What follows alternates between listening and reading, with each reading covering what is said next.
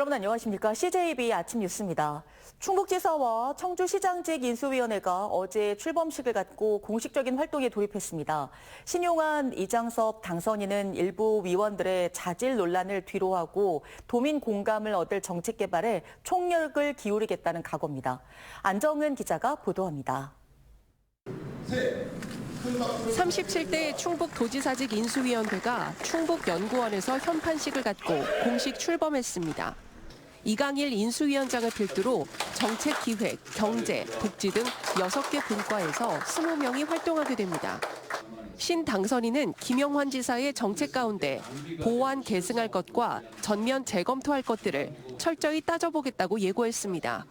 청풍교가 대표적으로 예가 되겠죠. 그러니까 앞으로 이제 투입 대비 효율, 투입 대비 결과 이 부분에 대해서 다시 한번 현 시점에서 미래 기준으로 따져보고 이강일 인수위원장은 정치적 이해관계를 떠나 도민과 충청북도에 이익이 되는 것을 최우선 가치로 삼겠다고 했습니다. 선거 과정에서 불거진 홍보앱 논란은 아무 법적 문제가 없다고 일축하며 국회와 정부 관계를 고려한 도정의 밑그림을 만들어가겠다고 밝혔습니다. 국회의원이다 보니까 현 정부의 정책 기조를 너무 잘 아는 편이거든요. 그런 것들이 충북 도정과 연결이 잘 돼야 충북을 좀 비약적으로 발전시키는데 처음서부터 첫 단추를 잘 꿰 수 있다. 청주시장직 인수위원회도 첫 발을 내디뎠습니다. 혁신과 소통을 기치로 4개 분과 15명의 위원으로 구성됐는데 시민 누구나 정책을 제안할 수 있도록 온오프라인 소통 채널을 상시 가동한다는 구상입니다. 얘기해 주신 것들을 바탕으로 해서 진행을 하게 될 거고요. 좋은 아이디어가 있으면 성실히 받아서 진행을 하도록 하겠습니다. 이장섭 당선인은 미래 청주시의 규모를 고려한 정책 개발에 주력하겠다는 각오입니다. 민선 9기는 150만 청주 시민들이 편안하게 여유롭게 살 수 있는 품격 있는 도시를 만들자. 이 당선인은 인수위원회를 분야별 전문가와 현장 활동가로 구성했다고 밝힌 가운데 인수위 부위원장은 지난해 12월 음주운전에 적발된 김형근 전 충북도의회 의장이 맡았습니다. 또 자문위 부위원장은 육거리 시장에서 만두 가게를 운영하는 이지은 대표가 위촉돼 눈길을 끌었습니다. CJB 안정은입니다. 이상천 제천시장 당선인 인수위원회가 출범해 공식 활동에 들어갔습니다. 엄세진 전 제천시의회 사무국장을 위원장으로 간 인수위는 15명으로 구성돼 4개 분과에 대한 민선 9기 시정 방향을 설정할 방침입니다. 한편 이상천 당선인은 시민의 입장에서 도움이 되는 사업은 지속적으로 이어나가겠지만 그렇지 않은 사업은 과감하게 손질하겠다고 밝혔습니다.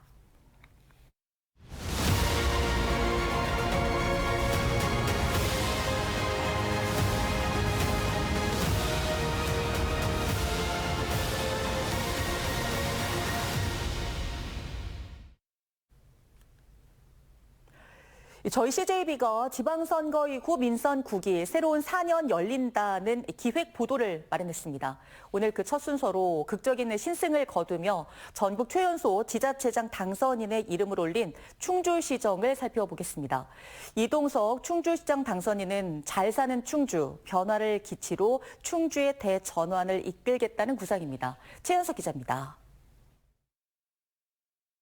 124표. 0.11%포인트 차로 극적인 대역전의 주인공이 된 이동석 충주시장 당선인. 1985년생, 만 40의 나이가 말해주듯 미래와 변화를 시정의 기치로 내세웠습니다. 이 당선인은 무엇보다 천혜의 관광자원을 입체적으로 설계할 수 있는 충주관광공사 설립으로 미래 충주의 먹거리를 만들겠다는 구상입니다. 저는 이제 충주관광공사 설립이라는 그런 카드를 꺼내 들었고요. 우리 충주시가 갖고 있는 천혜의 관광 자원, 이제는 정말 전국적으로 알려서 이 내수 관광이 아니라 외부에서 찾아오는 그런 관광 시스템으로 우리가 먹거리를 형성해야 된다. 공약의 실천과 우선순위를 따져보고 시정을 살펴보기 위한 민선 9기 인수위원회 구성에도 속도를 내고 있습니다. 세대별, 지역별 공약 실천을 위해 청장년층과 전문가 그룹이 포함된 15명 규모의 인수위를 오는 15일 발족합니다. 전국 최연소 지자체장 당선인의 이름을 올린 민선 9기 충주시 이동석호. 시민들은 무엇보다 고물가 시대 민생과 경제 활성화를 바라고 있습니다. 하루 보러 갖고 뭐 반찬이나 제대로 사 먹겠어요.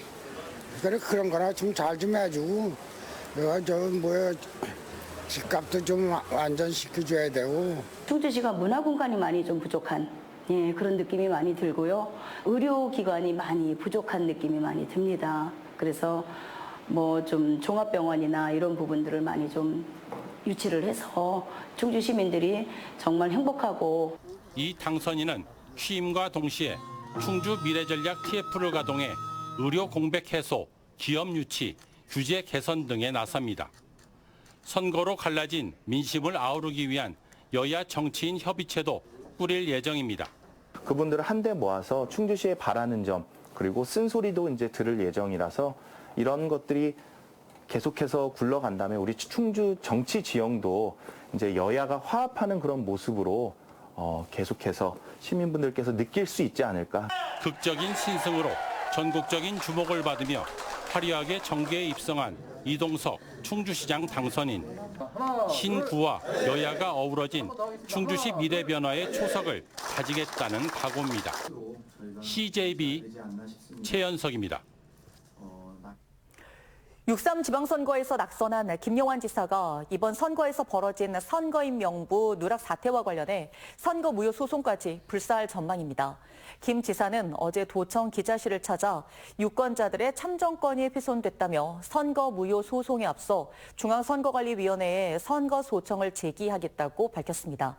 다만 재선거가 치러지더라도 자신은 출마할 뜻은 없다며 자신의 복귀가 아닌 선거 관리 문제점을 바로잡기 위한 취지라고 덧붙였습니다.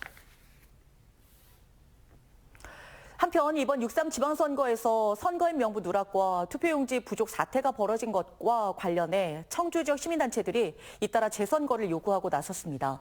청년단체인 청주 패트리온트는 어제 충북대 앞에서 집회를 열고 투표를 못하는 이 나라가 정상이냐며 투표권은 국민주권, 헌법에도 명시되어 있다며 재선거를 요구했습니다.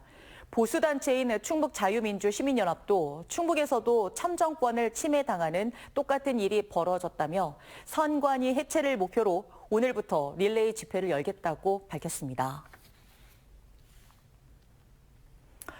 충북대와 한국교통대의 통합 논의가 결국 파고 위기에 직면했습니다. 통합을 전제로 간 글로컬 대학 성과평가 전날인 어제까지도 두 대학이 최종 수정안 합의에 실패한 건데요. 1,000억 원을 지원받는 글로컬 대학 지정 취소는 물론 통합 자체가 무산될 가능성이 커졌습니다. 이윤영 기자가 보도합니다. 교육부로부터 통합 신청서에 추가 보완 요구를 받았던 한국교통대학교. 막판 자구책으로 대학 평의원회를 열어 구성원들의 동의를 거친 최종 수정안을 마련했습니다. 어떻게든 교육부 평가 전에 파국을 막아보겠다는 의지였지만 공을 넘겨받은 충북대학교에서 다시 막혔습니다. 최종 수정안에 대해 긴급 연석회의를 소집하고 격론을 벌였지만 끝내 결론을 내지 못한 겁니다. 더욱이 충북대는 통합 갈등의 핵심 불씨였던 단독 총장 선거 일정을 오는 7월 10일로 최종 확정지으며 독자 노선을 분명히 했습니다. 공동 통합 총장을 선출하기로 한 양교의 합의와 통합 합의서를 사실상 무력화하는 조치여서 두 대학의 결별에 쐐기를 박은 셈이 됐습니다. 문제는 당장 오늘부터 교육부 글로컬 사업 동행평가가 본격적으로 시작된다는 점입니다. 만약 두 대학이 최종 수정안을 제출하지 못할 경우 지난해에 이어 2년 연속 최하위 등급인 D등급을 받을 가능성이 높습니다. 이 경우 글로컬 대학 지정 취소와 함께 국비 1,000억 원 반납은 물론 통합대학 출범도 완전히 물 건너가게 됩니다. 벼랑 끝에선 마지막 날까지도 극한의 평행선을 달린 충북대와 교통대. 두 국립대학의 통합 동력이 상실되면서 지역 대학가에 큰 기대를 모았던 메가대학의 출범은 사실상 무산의 한복판으로 직행하고 있습니다. CJB 이윤영입니다.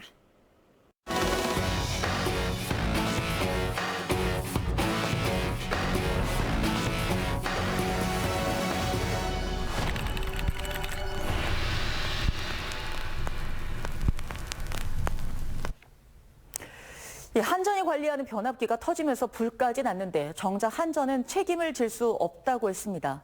배상은 어렵다더니 취재가 시작되자 뒤늦게야 절차를 밟겠다고 합니다. 밀착 추적 김민영 기자입니다. 평온한 저녁 일상을 흔든 건 한순간에 덮친 어둠이었습니다. 연쇄자발적으로 폭탄 터지는 소리처럼 펑펑펑펑 열어지면서 울렸어요. 창문을 내다봤는데 그 창문 옆에 백삼동 옆에 벽면에서 붉은 성광이 비쳤거든요. 지난 8일 오후 8시 45분쯤 청주시 용암동의 한 아파트에서 발생한 정전. 2만 볼트의 고압 전기를 가정용 220볼트로 바꾸는 한전의 변압기가 기계적 결함으로 터지면서 그랬습니다. 정전은 이후 2시간 20여 분 뒤 복구됐습니다. 그런데 정전만이었으면 주민들이 이렇게 대피를 했을까요?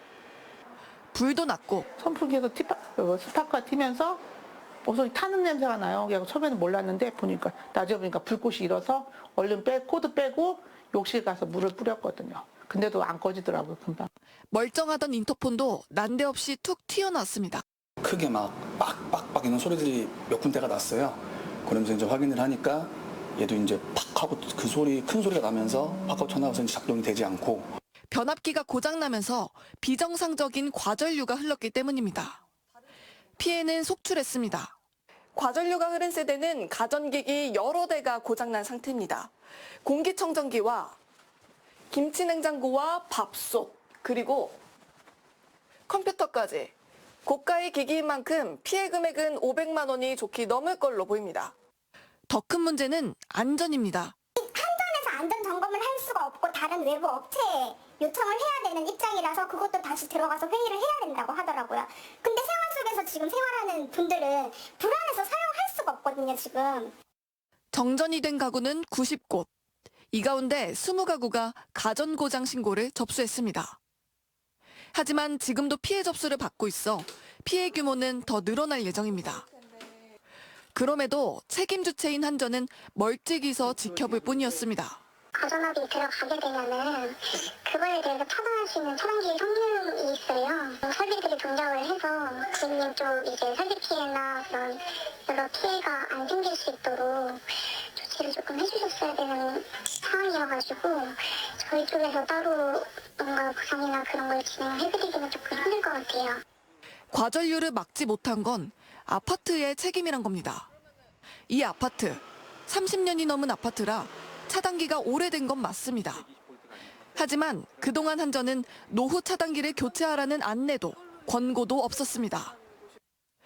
그런데 취재가 시작되자 한전 측은 일단 배상을 해주는 쪽으로 입장을 선회했습니다.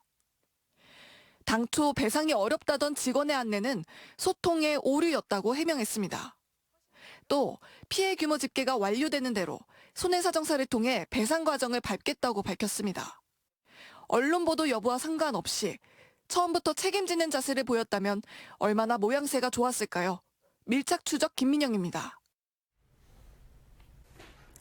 CJB 아침 종합뉴스 모두 마치겠습니다. 고맙습니다.